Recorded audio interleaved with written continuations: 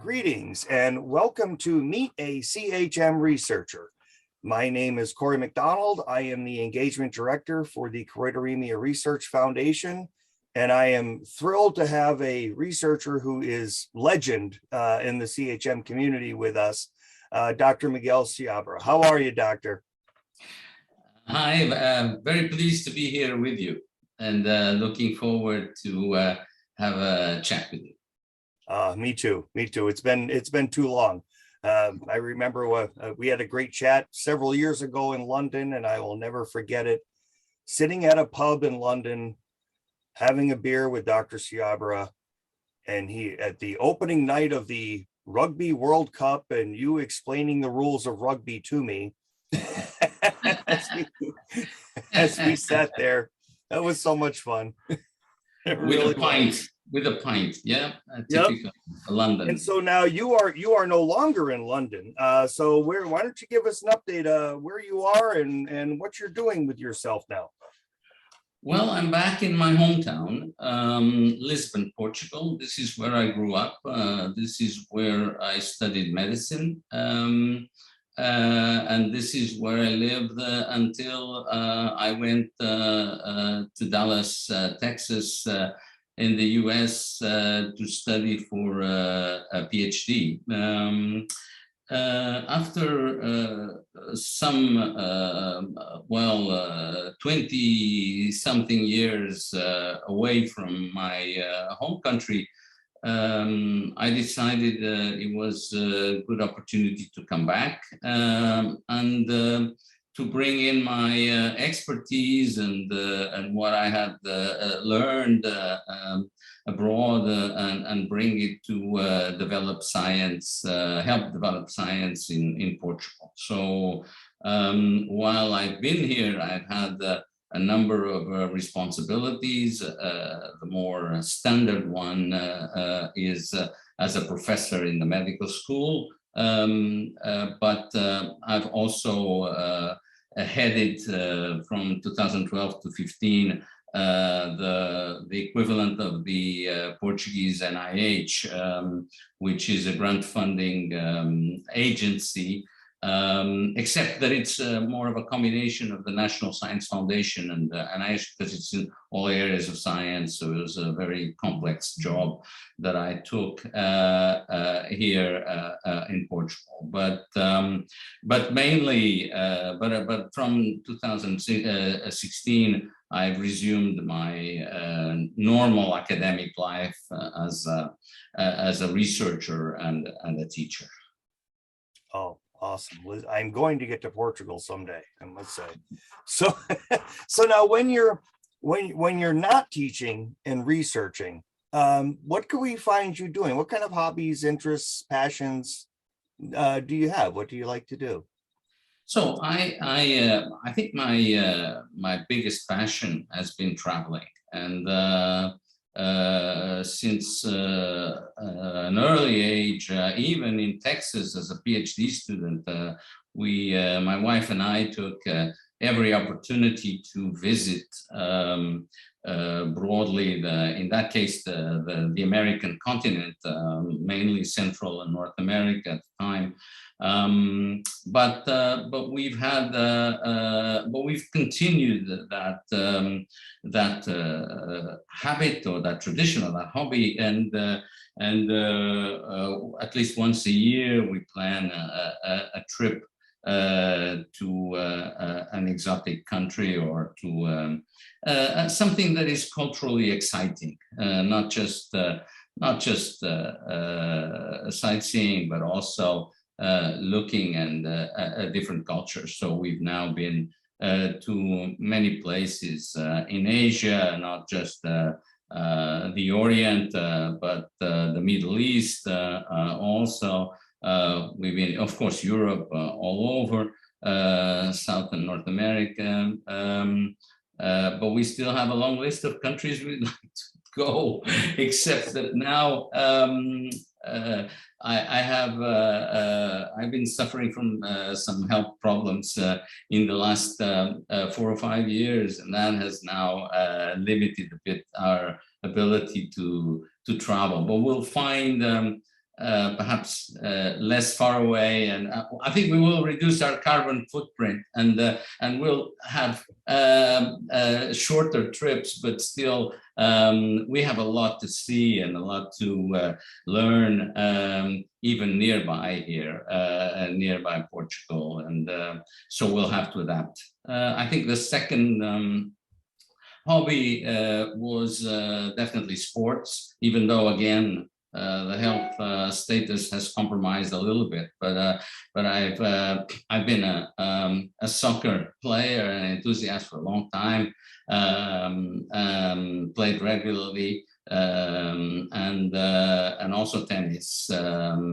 Tennis not so well, but I can do some, and then more recently some golf, which I really enjoy, but it takes a lot of time to learn and everything. So it's not very straightforward, and I'm still getting to grips with golf. And finally, in the last few years, I decided to buy a couple of classic cars from the 60s, and I've been, even though I don't really understand car mechanics at all, I've been enjoying driving these cars, and even participating. In November, we participated in my first classic car rally, which was a lot of fun. Oh, neat. That's really cool. What kind of cars do you have? Oh, I have a Mercedes from 1968, and the Volvo from 1969. So it's they are very beautiful cars. The cars from the 60s are really fabulous. They're not the most coveted. I mean, they're not convertible Mercedes or Porsches from those times, because those cars are worth a fortune these days. And so I'm trying to be the opportunity man, and trying to invest on cars that will have that are a bit overlooked, and but they're still absolutely gorgeous, the cars. Oh, that's awesome. Well, if you get down to Florida and you want to do a little bit of golfing, let me know. My brother actually lives in Jacksonville, is a very good golfer. Okay. I'm sure he would be willing to take you out and give you some tips. Yeah, he's not a CHMer, so you can trust his sight when you hit the ball. And I desperately need some good hints on how to hit that ball. I can say I'm a very good caddy. I carry those clubs really well. Just don't ask me. I'm sure that you. That's good too. That's good too. Just the fun of walking the fields. Some golf courses are really fantastic. In Portugal, we have a lot of golf courses, and they are in the Lisbon area. There's some that are really gorgeous sites. I mean, just walking around, just even without playing, it's they're really fabulous. Although there was it Mark Twain, I believe, who called golf a nice day's walk wasted. I think I can't remember if it was Mark Twain or somebody said that once. I said that's hilarious. Yeah, it's completely wasted, but it's enjoyable. Yeah, but it is. Yeah, I've caddied for my brother here and there at various tournaments and things over the years, and it is. I mean, the way they lay out some of these courses, it is just so beautiful. Yeah. It really is nice to get out there like that. And for me, I don't have to worry about the frustration of how well I hit the ball, because I'm just carrying the club. So, it works for me. So, so now, when did you first hear about choroideremia, and what got you interested in CHM research? Okay, so that's quite a serendipitous story that dates back to the end of my PhD, about 1992. So we were working on completely esoteric project, not esoteric, but it was not anything related to disease. It was related to cholesterol metabolism and new ways that lipids were used in cells. And this is a field called protein prenylation. And all of a sudden we purified and identified and then cloned some of these components of these enzymes that were lipidating proteins in cells, and one of these systems was a bit different in that it required more of an accessory protein that was not the enzyme itself, but it was an accessory protein, and that protein had a match in the data bank that matched the choroideremia protein. And it also matched a protein we were very interested in called GDI, which was the GDP dissociation inhibitor, which we thought was related with the system that we were studying. So at those times when there were a handful of sequences in the data bank, the fact that we had a match was something absolutely lucky, extraordinary. So this gave us two very interesting paths forward. One was we were pretty sure that we were correct because of the GDI resemblance. We were on the right track. This was a GDI-like or family of proteins that was a Rab binding protein. And that assured us that we had not cloned something that the technical process was correct, okay? Most likely. But the other thing was this choroideremia, choroid, something that I'd never heard about, even though my father coincidentally was an ophthalmologist. So that was when, and he was very disappointed that I had left clinical medicine to do a PhD. And so I had a chance to, when I called my father from Dallas back in Portugal, and I said, I discovered something amazing. There's this gene for a retinal disease called choroideremia. And I said, oh, that's a very rare thing. He was not very excited. This was something, a rarity that I was, some oddity that I was doing and all that. But eventually he and I got more excited about this, and then we knew we had discovered the function of the choroideremia gene, and that allowed us to start making models and guesses about how the disease could develop. Most of those original questions almost exactly 30 years ago are still pretty much unsolved, which is, I mean, we know a little bit more, but, and we've had made great progress in possible therapies, but not so much in the mechanisms of the disease. Yeah, that's one thing that there's so many questions about CHM that, you know, not just from, you know, when you're getting down into the nitty-gritty details like you did, but also just from the, you know, basic questions like, why do we progress at different rates?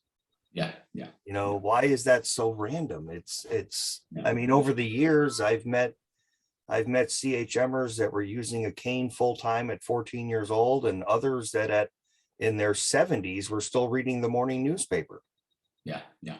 Well, that happens often with genetic disease, with rare diseases, and that has to do with the makeup of the rest of the genome and the factors that you have that will be protective. And so I think those more general questions are going to be more difficult to address. But for example, why this is a systemic disease? And why is the eye so preferentially the target of this disease and not anything else?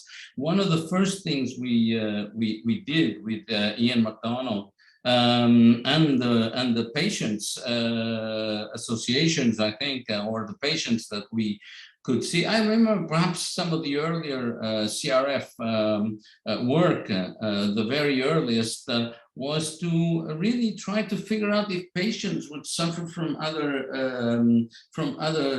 diseases in other organs, and because this is a systemic disease.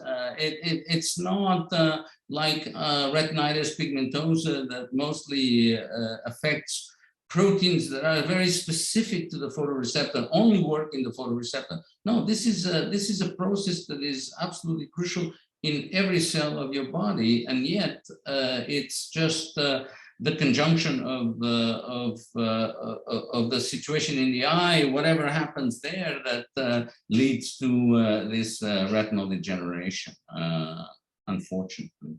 But that's still a very important question that we have not fully. We have some ideas, but we have not fully tackled. Yeah, it's kind of a weird thing, but hey, then again, whoever said we were normal? So no, I think the way we've our mice studies in terms of mechanisms have suggested that choroideremia induces sort of an advanced precocious aging process. That so it doesn't seem to be a very peculiar or very specific effect on one pathway or another, but just the homeostasis of the whole cell that brings it to a level where it just ages faster and therefore resists less well the stress, and then eventually some of the cells die, and then that brings in even more stress to the neighboring cells, and then they die also. Creates kind of a domino effect. Yeah. So I remember, and I'm trying to my memory, if memory serves, you were a part of the very first CRF conference back in 2002 when we had you on a conference call. And, I'm sure I was. Yeah. Talking about the generation of the mouse model. Yeah, that's right. You were in the process of working there, and that's when our first ever research funding check was to you for consumables that weren't covered in your research grant that you had. And I'll never forget it. It was $1,500, and which accounted for about 2/3 of what we had in the bank at that time. Yeah. And now, it's kind of cool that you were there at the very beginning, like Dr. MacDonald was. Yes. And have seen, what the growth over the years of where we were to where we are now. And then again in 2004, we had you on conference call. And then 2008 is when you came to the conference in Baltimore. To Baltimore, yes, I remember that. I remember that vividly, and it was an amazing experience for me to see so many patients with and being able to not just chat and socialize, but to see the whole context of living with the disease, you know, of the patients. I mean, amazing people like you who were giving lessons on self-defense and some martial arts exhibits that you did. I still remember that very vividly as an extraordinary example of adaptation to a disease that is really quite creates a lot of difficulties. And, it's not. I'd forgotten you and Dr. MacDonald went to that session. That's right. Yes, yes. Of course we did. I would not miss by for anything else in the world to see you doing that exhibition. And but it was not just that. I think I went to an actual mini lecture on self-defense. That was more than the martial arts. I think you had two components, if I remember correctly. Yeah, yeah, yeah. That was back in my old blind justice days. I would still be doing that if I had time, but unfortunately, I just don't have the. You know, the old saying, you can't serve two masters. And as the CRF grew, you know, so did my, you know, time investment into the CRF. And so therefore I just couldn't do both anymore, unfortunately. Otherwise I would still be doing it. But yeah. Sure. I remember it was Karen and I had to pick you up from the airport because it was, and I can't remember who I was speaking to. It may have been Eric, but we knew you were coming in and somebody needed to pick you up. And considering that at that point, it was like myself and I think Eric were like the only people in the CRF who had ever met you face to face and knew what you looked like. and of course, Eric didn't drive. So, you know, Karen and I went and picked you up at the airport for that. But that's right. Yeah. And then you also, let's see, were you at the symposium in France? I'm trying to remember. Yes, I was. Yes, you were. Yes. Yep. Yeah. Presented in France, there. Yes. So, and you touched on this a little bit, but you know, when it came to like the CRF conference and the science symposia that you've been to that are choroideremia related, your experience, what was it like, kind of professionally and personally? What kind of an effect did that have on you? I think well, at two levels. One I just described is just the meeting the patients. I think it's definitely a very important component. The fact that we had visits in the lab later on in London with a family over there who then did a fantastic fundraising for us through the Fight for Sight, the Salisbury family. The meeting a young choroideremia patient that was initially between 10 and 15 years old, you know, something like that, gave the lab a sense of mission that we didn't have before, you know, in terms of we're working for real people, we're working for a real problem, we're working to provide a solution for these patients. So I think for a researcher, I think there is not a clinical ophthalmologist who's very used to, whose life is dealing with the patients. For a more basic scientist, I think that's a very important aspect. The other aspect that I thought choroideremia, the CRF has always been very adamant, and it is a very important component, is to ensure that we're not just competing and that we are collaborating as scientists. And I remember in particular Randy Wheelock, who unfortunately passed away. He was particularly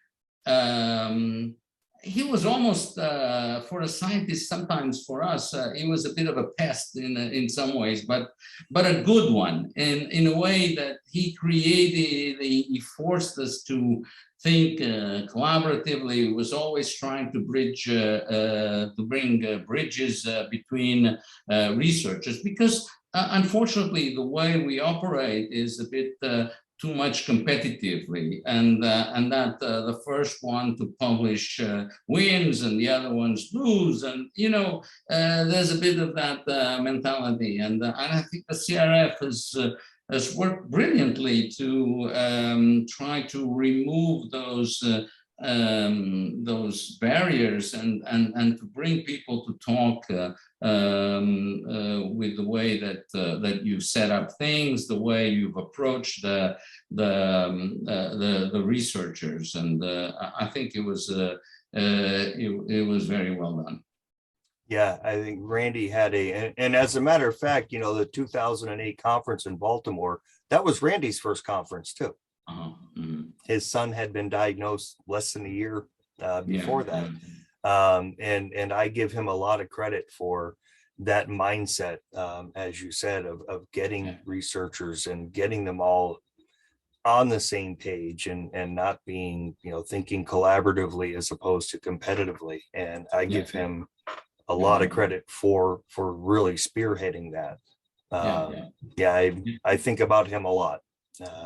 And the other thing that Randy did with Chris Moan was more than with me was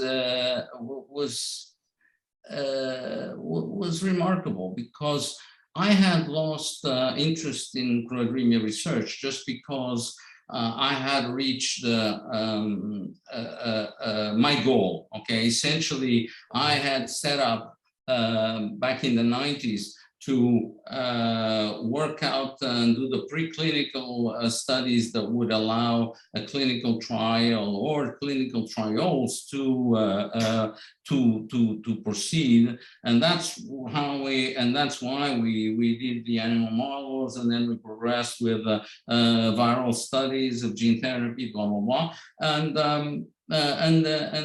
so I had reached a certain my main goal, and then I was embroiled in other things, para-academic activities like science policy and everything, and so I lost a little bit interest in choroideremia, and Randy went back, and he would not leave me alone until I said yes to, and Chris to coming back to doing some because he forced me so, and I told him, well, I've accomplished my goal, so I need to have another goal. So let me think a little bit about what that next goal would be that would be worthwhile pursuing. And it took me a little while, but eventually we went back, and I told him that I thought it was going to be very important to dissect the mechanisms of cell death in choroideremia, and we've established a new line of research that in that area, which I still think it's. If you're going to ask me about the future of choroideremia research, I don't know if there's a question about that, but I think from my perspective, I think there are two things that, in addition to what is being done at the moment, that I think are promising. Well, three things. One is the mechanisms of cell death, because if we understand how the cells die, maybe we can retard that, and that is going to be very complementary to gene therapy. If we have a drug that maintains the cells more healthy for longer, together with, say, gene therapy or something else, then I think we'll have a real chance of having a more a better effect on choroideremia. The second thing is to make gene therapy a lot cheaper. because it's way too expensive, and that creates huge hurdles in terms of the strictness of criteria for, because if you're paying $500,000 or $1 million per treatment, I mean, it needs to be, it needs to show something immediately, which is not the case here in choroideremia necessarily. We were just chatting before this, that choroideremia develops so slowly that we need time to see the effects of the gene therapy. And the third component would be gene editing. I think gene editing is already, we had the first paper last year, 2021, on TTR amyloidosis that shows an effect on gene editing and reducing a toxic gene product and treating patients with this. And I think this might be a way for the future. In addition to, of course, studies on regenerative medicine and which are ongoing and they are certainly worthwhile, and also on improving delivery and the viral gene therapy. But I think there are a number of areas. I think that choroideremia is now reopened, I think, for business in terms of, we thought it was done and dusted, and it's not so simple, and now we're back, I wouldn't say square one, but I think it opens several avenues forward. Excellent. Well,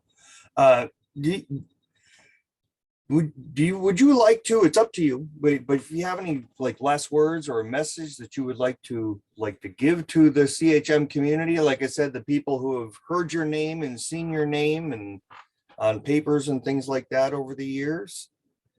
Well, no, I